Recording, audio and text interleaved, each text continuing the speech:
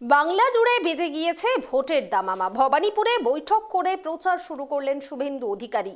বাড়ি বাড়ি গিয়ে, দোকানে গিয়ে হাত নাড়িয়ে এদিন জনসংযোগ করতে দেখা যায় শুভেন্দু অধিকারীকে।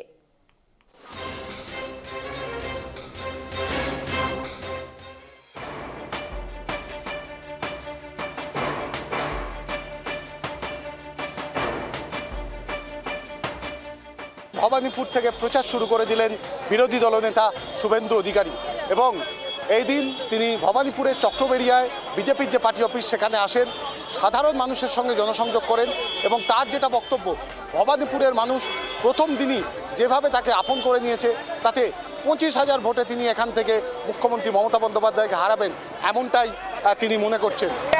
কোনো চ্যালেঞ্জ নেই, মিনিমাম 25,000 ভোটে আমি জিতব, মিনিমাম।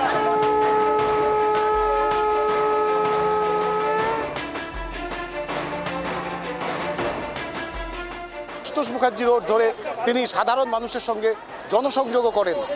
পরবর্তী ক্ষেত্রে তিনি ভবানীপুর থানায় আসেন এবং বেশ কিছু নাম তিনি দিয়ে যান তৃণমূল কংগ্রেসের কর্মী সমর্থকদের, যারা মূলত নির্বাচনের ক্ষেত্রে ভোটারদের এবং বিরোধী দলের কর্মীদেরকে শাসায় বা হুমকি দেয়, এমনই তিনি অভিযোগ করলেন।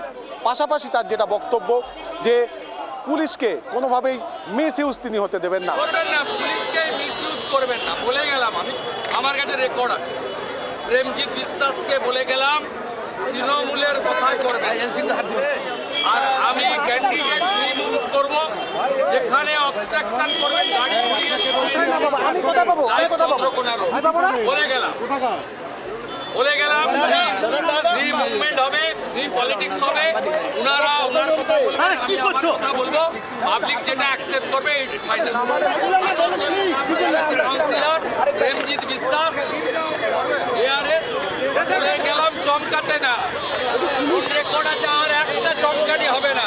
প্রথম দিনেই তার বডি ল্যাঙ্গুয়েজ দেখে একটা বিষয় কিন্তু স্পষ্ট, মুখ্যমন্ত্রী মমতা বন্দ্যোপাধ্যায়ের বিরুদ্ধে বিরোধী দলনেতার যে টক্কর ভবানীপুরে হতে চলেছে 2026-এর নির্বাচনে, কিন্তু তা অন্যতম হাই প্রোফাইল লড়াই হতে চলেছে এই ভবানীপুরে, এমনটাই কিন্তু মনে করা হচ্ছে। ক্যামেরায় স্বপন রায়ের সঙ্গে ত্রয়ন চক্রবর্তী, কেটিভি বাংলা।